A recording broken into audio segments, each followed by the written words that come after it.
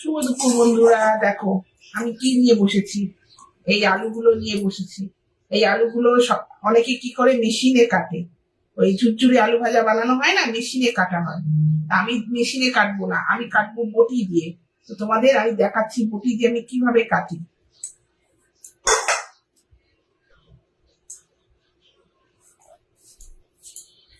অবশ্য বটিটা ধার হতে হবে। বটিটা ধার হলে তবেই কাটা যাবে, না তো কাটা যাবে না। অনেকে মেশিন দিয়ে কাটে, আমি মেশিন দিয়ে কাটি না। মেশিন দিয়ে কাটার জন্য একটু কাটা কাটা ভাব লাগে।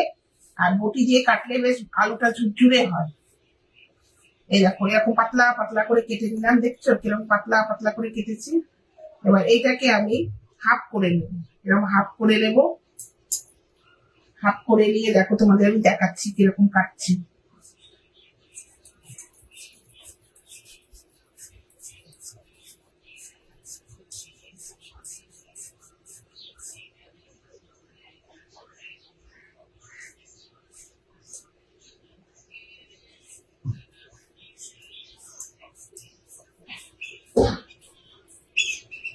দেখো কিরকম ঝুরঝুরে, এরকম ঝরঝর এরকম ঝুরঝুরে করে কাটলাম। দেখো এটা জলে দেবো না, আরো আরো যেন ঝুরঝুরে লাগবে। তোমাদের জলে দিয়েও দেখাবো, পরে আমি আরেকটু বেশি করে কাটবো, তখন তোমাদের ভালো করে দেখাবো।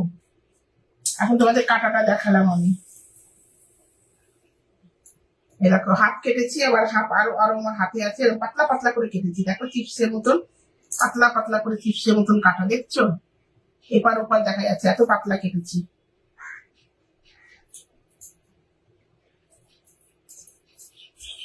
দেখো মেশিন দিয়ে কাটলে অনেক সময় হাত কেটে যায়, তারপরে হাত ছিলে যায়।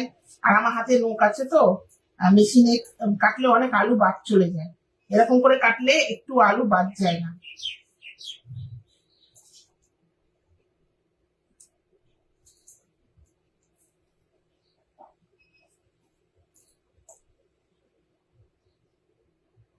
দেখো কেমন ঝুরঝুরে করে কেটেছি। দেখো ভিডিওতে ওরকম মনে হচ্ছে, কিন্তু একদম পাতলা পাতলা করে কাটা আছে। যখন ভাজবো তোমাদের সেটাও দেখাবো কিরকম করে আলুটা আমি ভেজেছি। দেখো কিরকম পাতলা করে কেটেছি। দেখো এই দেখো একদম পাতলা পাতলা করে কাটা, বুঝেছো?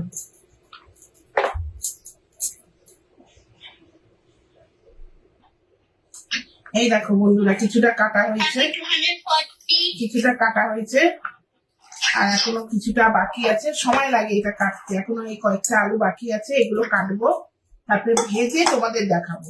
ঠিক আছে বন্ধুরা? দেখো বন্ধুরা, আলুগুলো কাটা হয়ে গেছে। এই দেখো, এই দেখো আলু কাটা হয়ে গেছে। এবার এইটাকে এই যে নুন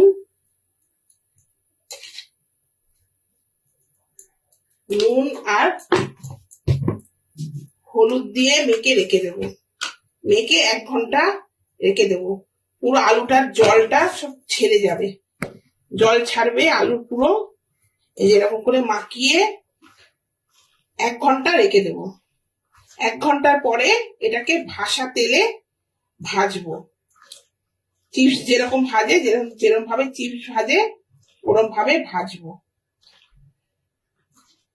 এর মধ্যে বাদাম, কারি পাতা এগুলো দিলে আরো বেশি ভালো লাগে। তা আমার ঘরে বাদামটা নেই, আমি বাদামটা দেবো না, এমনি প্লেনই ভাজবো।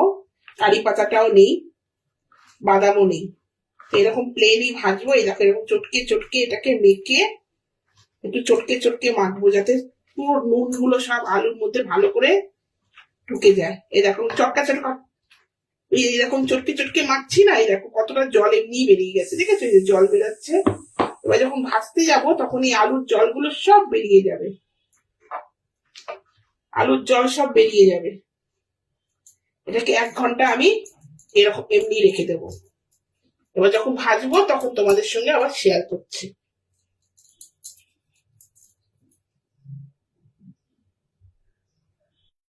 বন্ধুরা, ভিডিওটা শেষ করার আগে তোমাদের একটা টিপস দিই। টিপস হচ্ছে কি, অনেকে হয়তো জানো, অনেকে জানো না, অনেকে হয়তো জানো। এই যে দেখো ডাটাগুলো আমার 1 সপ্তাহ আগের ডাটা, অনেক পুরনো ডাটা, মানে সেই যে বাজার করেছিলাম ওই ডাটা।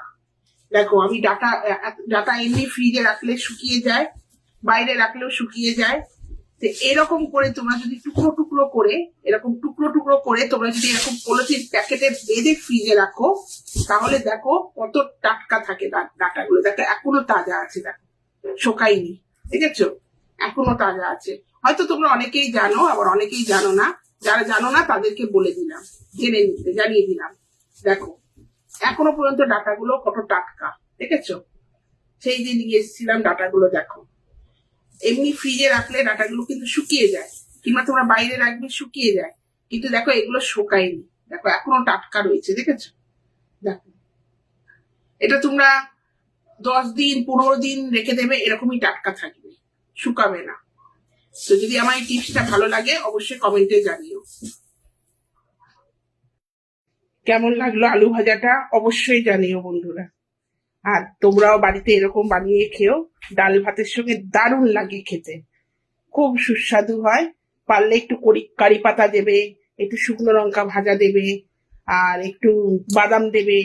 আমার ঘরে ছিল না কারি পাতা, বাদাম ছিল না, তাই দিইনি। আর শুকনো লঙ্কা আমার ঘরে কেউ খায় না, সেই জন্য আমি ছোট ছোট বড়ি দিয়েছি। তো তোমাদের যদি ভালো লেগে থাকে অবশ্যই বানিয়ে খাবে, আর আমাকে অবশ্যই কমেন্টে জানাবে কেমন লাগলো।